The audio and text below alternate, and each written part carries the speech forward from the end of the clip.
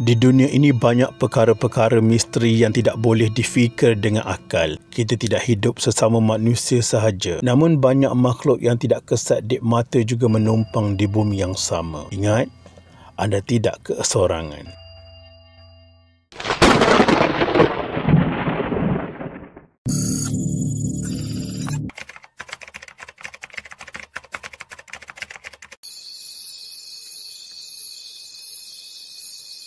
Sungai Lembing yang terletak di Kuantan, Pahang dahulunya pernah digelar sebagai kota Eldorado Timur pada zaman kegemilangannya dengan aktiviti perlombongan biji timah antara tahun 1920 sehingga 1950-an. Terletak hampir 30 km dari bandar Kuantan, Sungai Lembing yang satu ketika dahulu menjadi bandar paling maju kerana hasil peribuminya, kini hanya menjadi bandar sepi dengan peninggalan sejarah perlombongan yang pernah memonopoli pasaran dunia dahulu. Bandar ini mula merodom setelah kejatuhan harga biji timah di pasaran dunia sebelum aktiviti perlombongan dihentikan pada penghujung tahun 1980-an. Jika berkunjung ke Sungai Lembing, selain dari terowong biji timah, salah satu tempat popular adalah Muzium Sungai Lembing yang dibuka untuk pengunjung pada tahun 2001. Muzium ini asalnya adalah rumah kolonial untuk pengurus besar Eropah yang menguruskan perlombongan biji timah. Pada zaman dahulu, rumah ini digelar di European Bungalow. Pelbagai peralatan artifak dan sejarah Sungai Lembing dipamerkan di muzium dua tingkat ini. Jika anda berkunjung ke muzium ini, pelbagai informasi anda dapati. Oh ya, jika anda terserempak dengan wanita Inggeris yang berpakaian gaun putih seperti tahun 1950-an, anda jangan berasa pelik. Mungkin kelibat wanita itu adalah Nona Baker. Dah ramai yang pernah terserempak dengan bayangan wanita Inggeris itu. Selalunya ia muncul sekilas pandang dan hilang begitu sahaja. Pernah ketika ada rombongan pelajar sekolah berkunjung di situ, salah seorang pelajar memberitahu sebentar tadi dia terserempak dengan seorang wanita Inggeris yang rupanya sama seperti gambar yang digantung pada dinding dalam muzium itu. Gambar itu adalah foto Nona Baker yang merupakan anak kepada V.W. Baker. V.W. Baker merupakan pengurus besar yang pernah ditugaskan menjaga aktiviti perlombongan di Sungai Lembing. Kisah peralatan lama dalam muzium itu seperti mesin taip, mesin kira dan telegraf yang tiba-tiba berbunyi sendiri merupakan perkara biasa yang sering kedengaran. Para petugas juga sudah lali dengan bunyi-bunyi ganjil tersebut. Sebelum ini, ramai syarikat produksi yang menjadikan kawasan ini sebagai lokasi penggambaran mereka turut mengalami kisah misteri. Mana yang syuting dekat tangga muzium itu mesti akan jadi perkara pelik. Selalunya pelakon akan jadi kaku dan menggigil, tak mampu untuk melafazkan dialog. Dan banyak juga berlaku filem yang mereka shoot di kawasan ini hilang, tidak tahu ke mana pergi.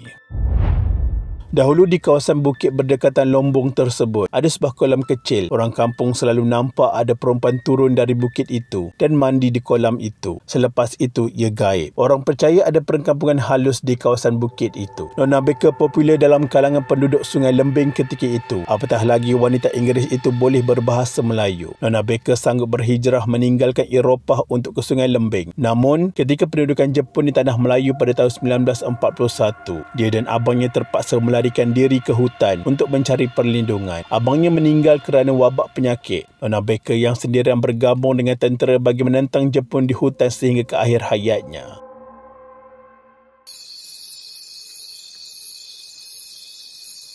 Hidupan gaib seperti jin dan syaitan itu sememangnya wujud dan tidak mampu kita nafikan. Memang seram bila baca kisah-kisah mistik ini, lebih-lebih lagi jika pernah merasakannya sendiri. Kisah ini berkenaan misteri sebuah restoran tinggal yang bernama Adik Manja di Kuantan, Pahang.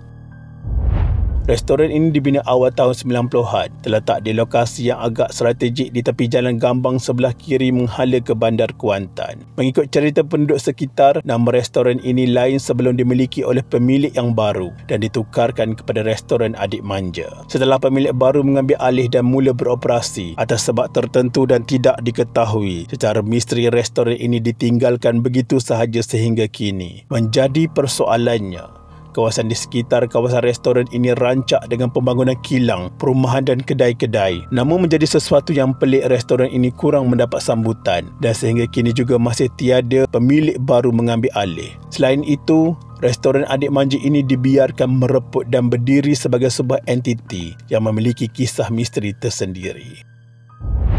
Terdapat satu kisah seram, sebuah van telah rosak berhampiran restoran ini. Anggaran lebih kurang 300 meter, jam menunjukkan pukul 9 malam dan kawasan tersebut gelap. Tetapi kawasan restoran ini terang benderang dan dipenuhi ramai orang. Lelaki tersebut memerhati restoran itu sambil menunggu kawannya datang. Selesai memunggah barang dari vannya ke van yang dibawa rakannya itu, dia memandu melalui restoran itu. Lelaki itu pelik juga sebab setahunnya restoran ini sudah lama ditutup. Di fikirannya mungkin ada orang baru buka restoran ini. Keesokannya dia datang balik waktu pagi sebab hendak mengambil van yang ditinggalkan di tepi jalan malam tadi. Dia jelas tengok restoran itu ditutup. Lelaki itu tidak berpuas hati dan singgah di restoran itu. Dia tengok langsung tidak ada kerusi meja, dengan keadaan yang berhabuk macam sudah lama tidak berniaga, dan tidak ada langsung tanda-tanda macam orang berniaga malam tadi. Dia yang ketakutan lari tak cukup tanah.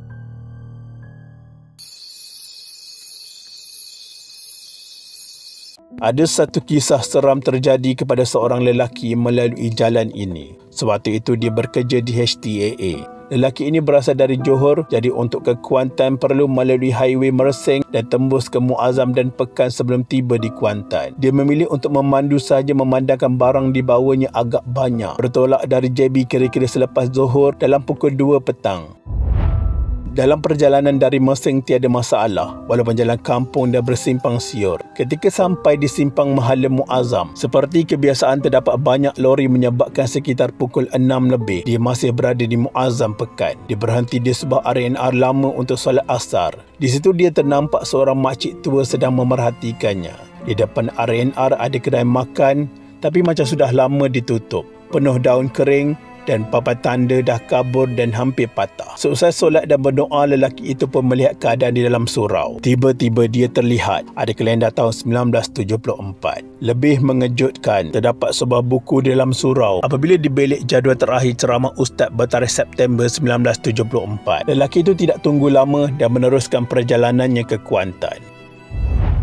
Jalan Kuantan juga tidak kurang dengan tragedi-tragedi kemalangan yang mengerikan. Antara kisah yang masih diingati berlaku sekitar Jun 2023. Apabila 3 beradik lelaki terbunuh dan seorang parah dalam kemalangan, membabitkan sebuah lori dan kren di kilometer 136 Jalan Kuantan, Johor Bahru. Kemalangan berlaku kira-kira jam 7.20 petang. Ketua Polis Daerah Rompin DSP Muhammad Azhari Mokhtar berkata, ketika kejadian lori jenis Toyota dalam perjalanan dari arah Kuantan ke Johor Bahru tiba di tempat kejadian, lori itu dipercayai hilang kawalan lalu terbabas ke lorong bertentangan dan bertembur dengan sebuah kren. Mangsa yang terbunuh, pemandu lori berkenaan Muhammad Solehin Abu Bakar 21 tahun berasal dari Jalan Sungai Kolek Rompin. Abangnya Muhammad Firdaus 28 tahun dan adiknya Ahmad Jazuli 17 tahun. Pemandu kren Muhammad Termizi Gulam Nabi 38 tahun cedera parah. Semua mayat dihantar ke Hospital Rompin untuk dibedah siasat.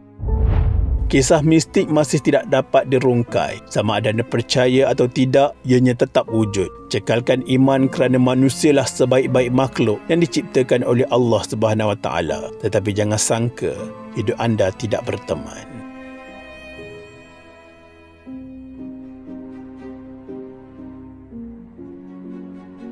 Sekian, terima kasih.